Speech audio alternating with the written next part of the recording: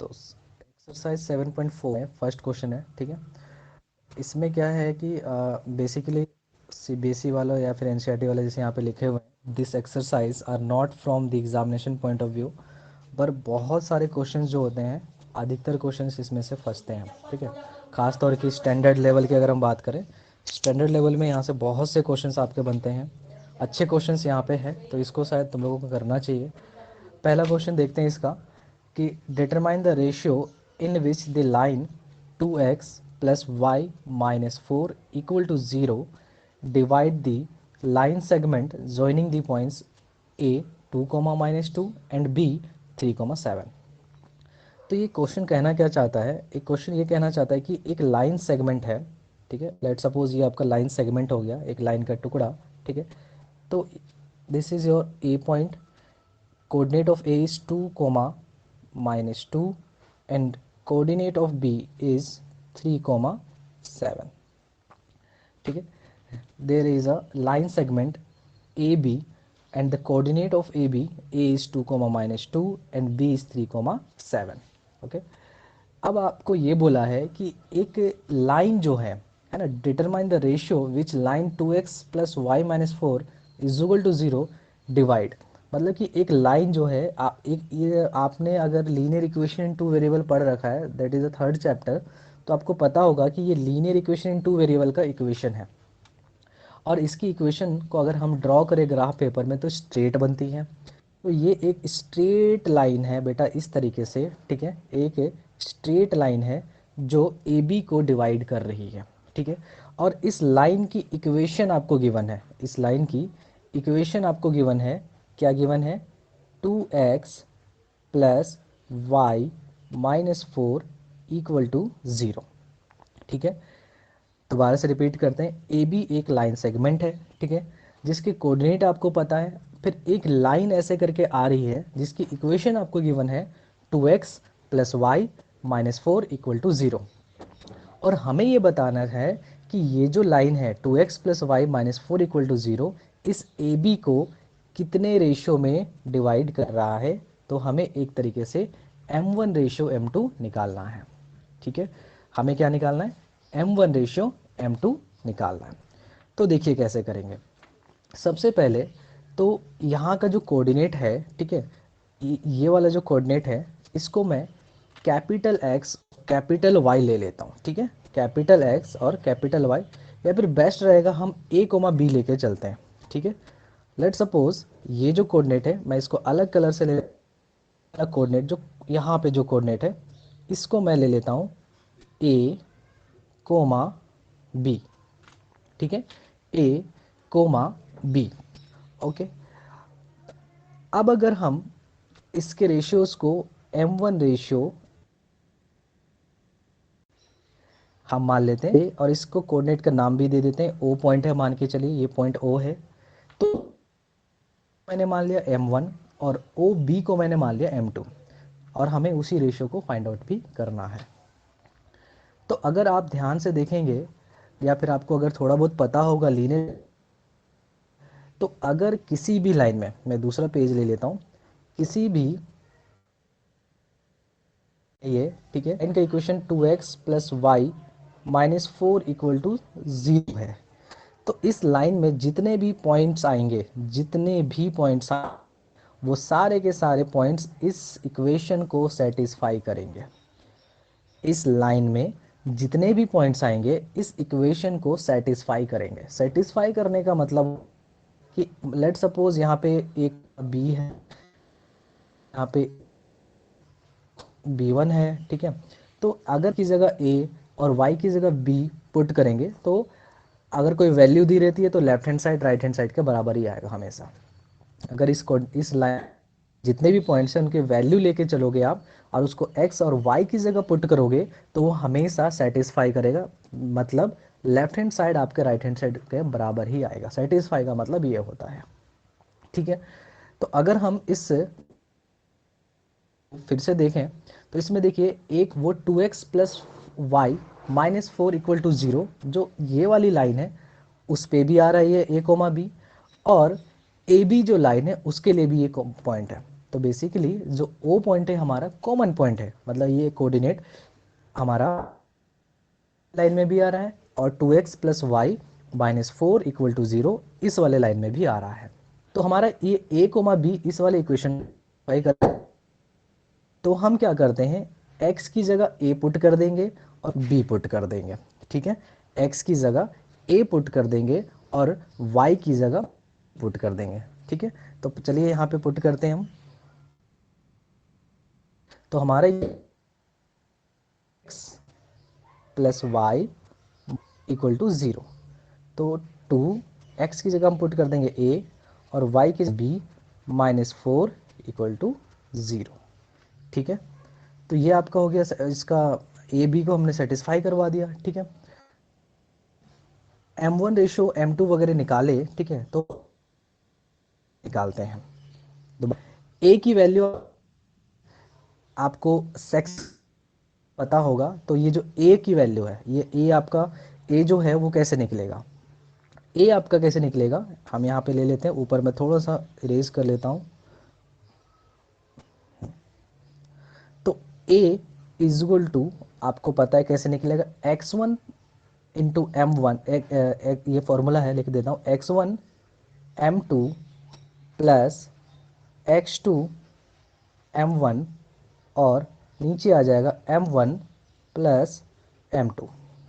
ठीक है, x1 m2 plus x2 m1 और नीचे आ जाएगा m1 प्लस m2, ये आपको पता है। ठीक है, अब आप वैल्यू a की जगह तो a ही रहेगा, इज इक्वल टू आप, सॉरी m2 है, x2 आपका देखिए 3 इंटू m1 जाएगा आपका। ठीक है, आप क्रॉस मल्टी, यहाँ से आपने a निकाल, तो देखो यहाँ से भी हमने a निकाल के लेके चलते हैं, हम a की लेके चलते हैं, तो यहाँ से मैंने a की वैल्यू निकाल दी। ठीक है, वैल्यू निकाल दी, और इसी तरीके से हम b, तो b की वैल्यू देखिए कैसे निकालेंगे, सेक्शन फॉर्मूला से हम b की वैल्यू निकाले, फॉर्मूला आना चाहिए, नहीं तो आपको समझ नहीं आएगा। तो b is equal to y1 plus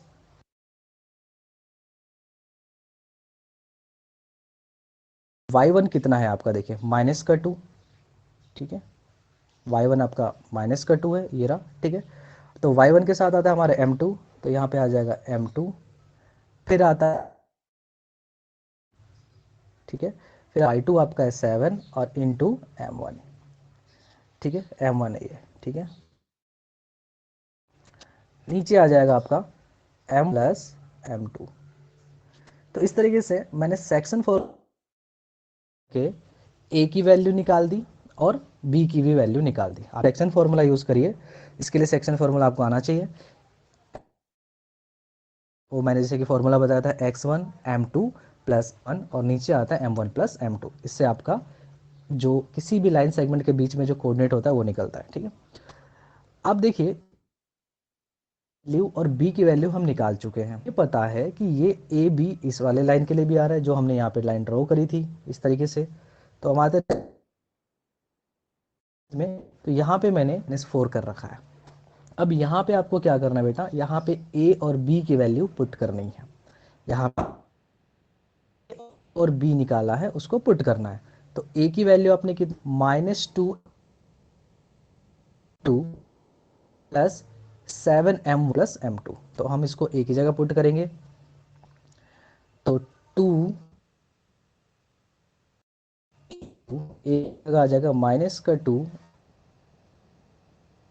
plus m1, नीचे आ जाएगा m1 प्लस, फिर ब्रैकेट क्लोज कर दीजिएगा, प्लस फिर b की वैल्यू, तो b की वैल्यू देखिए +3m1 प्लस m2 है, 2m2 प्लस 3m1, तो 2m2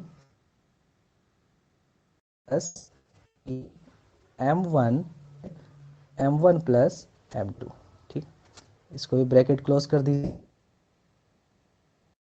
माइनस का 4 है तो माइनस का 4 इक्वल टू 0 कर दीजिएगा, ठीक है, एडजस्ट कर लीजिएगा। माइनस का 4 इक्वल टू 0। अब आप अप्लाई वगैरह करना है, ठीक है, सिंपल जैसे सॉल्व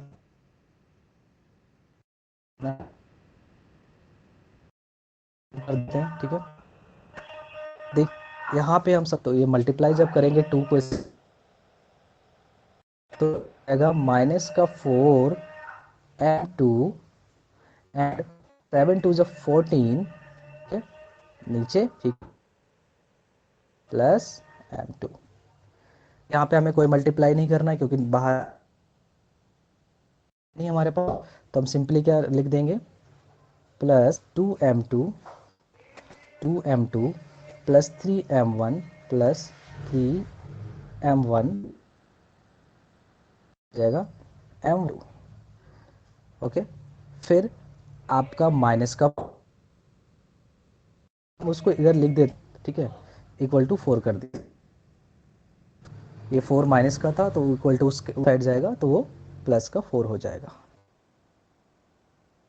ओके, आपको सिंपल एल्स वगैरह करने आना चाहिए, देन आप इसको सॉल्व कर लेंगे। अब देखिए अगर आप देखेंगे तो लेफ्ट हैंड साइड हमारा इक्वेशन है 4m2 plus 14m1 divided by m1 plus 2m2 plus 3m1 divided by m1 plus m2। तो हम ले लेते हैं एलसीएम।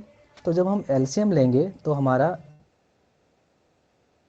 लेफ्ट हैंड साइड आ जाएगा m1 plus m2, denominator same है, डिनोमीटर सेम होता है तो एलसीएम लेना आसान हो जाता है। कुछ इस तरीके से आ जाएगा माई का 4m2 plus 14m1 plus 2m2, ठीक है, और प्लस इसी में लिख देता हूँ 3m1 इक्वल टू 4। अब यहाँ पे लाइक टर्म्स को आप जरा प्लस माइनस कर लीजिएगा। तो माइनस का 4m2 है और 2m2 है, ठीक है, तो ये दोनों कितने आ जाएंगे, माइनस का m2 आ जाएगा। 14 प्लस 3 ये कितना, 17m1, तो यहाँ पे आ जाएगा 17m1 और यहाँ पे आ जाएगा 2m2, ठीक है, माइनस का 2m2 प्लस का 2m2 है और माइनस का 4m2 है तो प्लस माइनस माइनस और 4 में से 2 जाएगा 2, साइन आ जाएगा बड़े वाले का, ठीक है, दैट इज नेगेटिव का साइन आ जाएगा। फिर ये नीचे डिवाइड में है तो ये जाके 4 से मल्टीप्लाई हो जाएगा equal to m1 plus m2, ठीक है, m1 प्लस m2 कर लीजिएगा, ठीक है, m2 है। स्क्रीन को थोड़ा सा एडजस्ट कर लीजिएगा। देखिए यहाँ पे आपको समझ में आ जाएगा अच्छे से। लास्ट में जो है 17m और थोड़ा सा सही कर लेते हैं, ठीक है, तो यहाँ पे आपका आ चुका है 17m1 माइनस का 2 माइनस का 2 इक्वल टू 4। अब इसको मल्टीप्लाई 4m2 प्लस 4m1, ठीक है, 4m2 प्लस का 4m1 मल्टीप्लाई, ठीक है, नौ से। अब m1 और m2 को एक साइड लाना पड़ेगा, m1 वाले को एक साइड ले आइए और m2 वाले 1 4m1 equal to 2m2 plus 4m2, ठीक है, 2m2 प्लस 4, क्लियर है, 2m2 4m2। मैंने m1 वालों को एक साइड ले लिया, एक साइड ले लिया, तो 17m1 है यहाँ पे,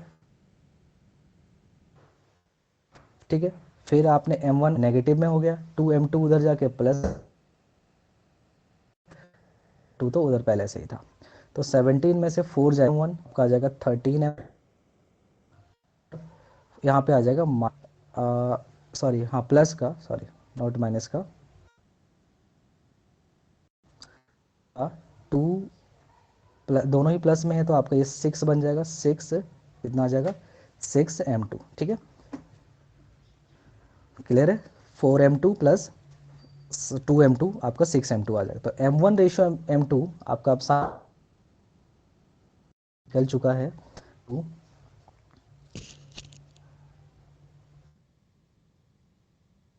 आ जाएगा 6/13। ठीक है, आप m2 को ले जाएंगे, नीचे ले जाएंगे, तो आपका आंसर आ जाएगा 6/13। तो बेसिकली ये आपका सॉल्व इशू। तो मैं थोड़ी इसमें हमने क्या क्या करा, कैसे करा, ठीक है। तो देखिए हमें दे रखा था ए बी, एक लाइन सेगमेंट दे रखा था, उसके दो कोऑर्डिनेट दे रखे थे और एक लाइन था जिसकी इक्वेशन हमें दे रखी थी। और हमें ये बोला गया था कि ये लाइन जो है किस रेशो में इस लाइन को ए बी को डिवाइड करेगा। तो हमने जहाँ पे उनका कॉमन पॉइंट है उस पॉइंट को ओ मान लिया, उसके कोऑर्डिनेट मैंने ले लिया ए कोमा बी। आप कुछ भी ले सकते हैं, उसमें वो नहीं है, ठीक है। उसके बाद मुझे ये पता है कि लीनियर इक्वेशन टू वेरिएबल में अगर किसी भी लाइन में उस लाइन की अगर हमें इक्वेशन दे रखी हो और उस लाइन के कोई भी कोऑर्डिनेट जो होंगे उस इक्वेशन को सेटिस्फाई करेंगे, तो इसीलिए मैंने ए बी की वैल्यू इस वाली इक्वेशन में जो आपको दे रखी थी 2x + y - 4 = 0, उस पर मैंने पुट कर दिया। पुट करने के बाद उसके बाद मैंने सेपरेट तरीके से ए और बी की वैल्यू निकाली by using this section formula, जहाँ पे मुझे m1 रेशो m2 नहीं पता था। फिर ए अगर निकल गया तो उस ए बी को कुछ नहीं करना आपको, जो आपने इक्वेशन में सेट पुट करा था ए बी को, वहाँ पे जाके ए और बी को m1 और m2 के रिलेशन में पुट कर देना है और नॉर्मली एलसीएम वगैरह लेना है, तो आपका इक्वेशन सॉल्व हो जाएगा। ठीक है, तो आंसर इज योर 16/13।